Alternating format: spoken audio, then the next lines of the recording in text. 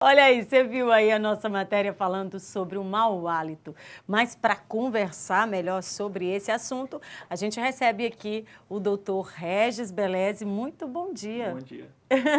Olha só, o senhor que é especialista, né, dentista e atua nessa área.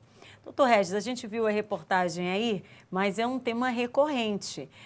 A reportagem até fala, né, que muita gente que tem não sabe, ou às vezes até sabe, mas evita falar do problema porque, de certa forma, traz um constrangimento.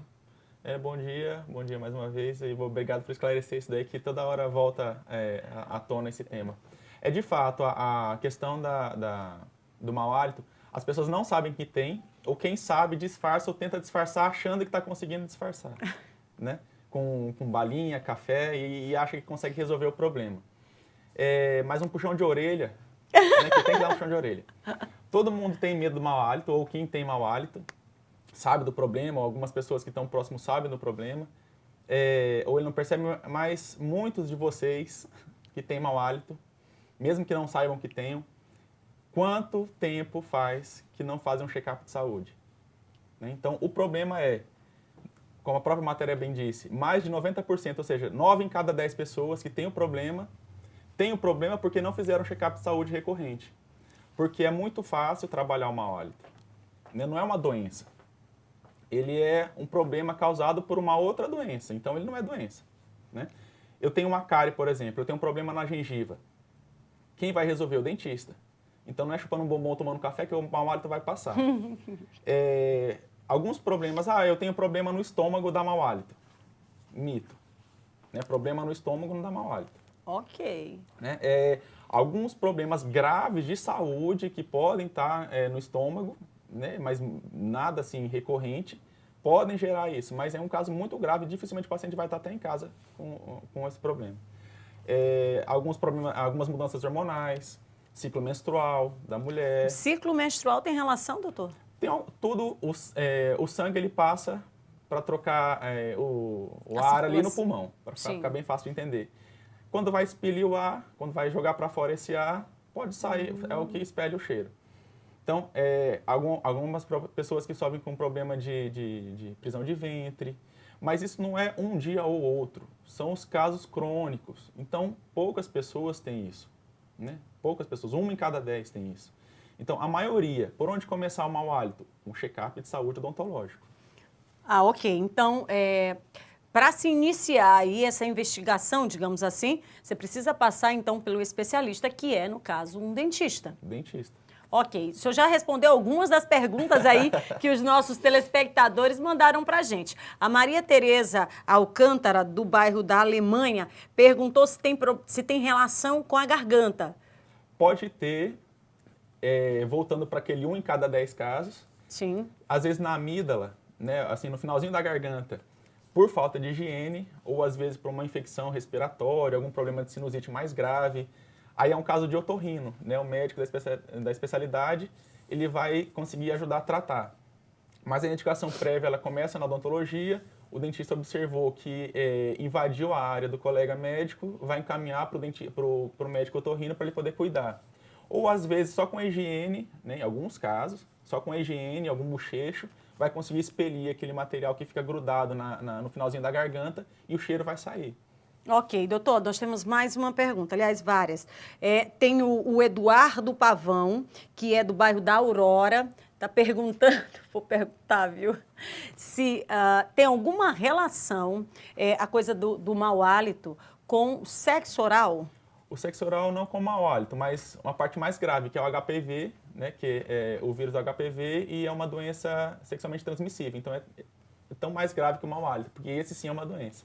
Então, não tem, digamos assim, relação direta com com o mau hálito, não. Tem com HPV, né, que aí sim é um outro problema. Então, aí entra na questão de doença sexualmente transmissível. É bem mais complicado, né? Mas com mau hálito, não. Não diretamente. Né? Não diretamente. Doutor, a gente já reconheceu aqui, o senhor já falou para a gente que um especialista indicado para para o tratamento, na verdade, para o reconhecimento, né, do problema seria um dentista. E eu lhe pergunto, o tratamento, a partir desse check-up que o senhor já avaliou aqui e antecipou, o tratamento? O tratamento é como o tratamento odontológico convencional, na maioria dos casos. Porque a maioria dos casos é simples. Você que está em casa, procure um check-up. Ou a gente tem equipamento que fica até legal de trabalhar, porque antes a consulta convencional era o dentista tentando desenhar, tentando mostrar, tentando explicar e o paciente não entendendo nada. Hoje a gente tem recursos no consultório que a gente consegue mostrar para o paciente, assim como vocês estão vendo a gente na televisão, vocês olharam o problema de vocês, né, ou a causa daquilo na TV. Em um aumento grande, né, a gente consegue mostrar isso para o paciente. Então ele vai ver onde está o problema e vai conseguir resolver. Muitas vezes é culpa dele mesmo. Então a gente trata, em uma ou duas consultas já é possível ter uma melhora considerável do mau hálito no tratamento. A Natália Bezerra está perguntando se com as crianças é comum o mau hálito e se tem relação também com essa coisa do check-up que o senhor está perguntando. Totalmente, é a mesma coisa. E na criança fica até mais fácil de trabalhar porque elas estão em formação ali de alguns paradigmas, algumas coisas que elas pensam. Então, uma vez que elas passam a olhar de fato o que a gente está falando, né, fica muito mais fácil de trabalhar. Ela fala também em relação à escovação. Exato. Que é a higiene bucal. Porque a gente tenta mostrar fora da boca. Né? Então, a criança dificilmente entende. Então, mostrando isso para ela numa televisão, mostrando para ela como escova, mostrando onde está o bichinho ali que está causando o bafo, né, que a criança chama, e isso, a questão do mau hálito pode ser até agravado, porque ela pode sofrer bullying no colégio, aí pronto. Criou um problema psicológico muito grande por culpa da mãe, que não levou a criança no consultório. E aí a criança termina ficando caladinha, sem falar, com medo de receber alguma... Aí começa a sofrer problema na escola, deficiência de convívio, de aprendizado, e era tão simples a mãe ter levado ela no consultório para fazer check-up. A Maria Eduarda está perguntando qual é o bairro Cidade Operária, a partir de qual a idade que a criança deve ir a um dentista? A partir do momento que a mãe ficou grávida. A partir do pré-natal odontológico. A partir do pré-natal. Nasceu...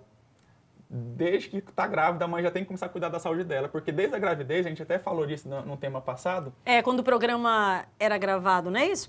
Não, já foi ao vivo? Foi em maio que a gente fez essa entrevista, acho que foi em maio, no mês das mães.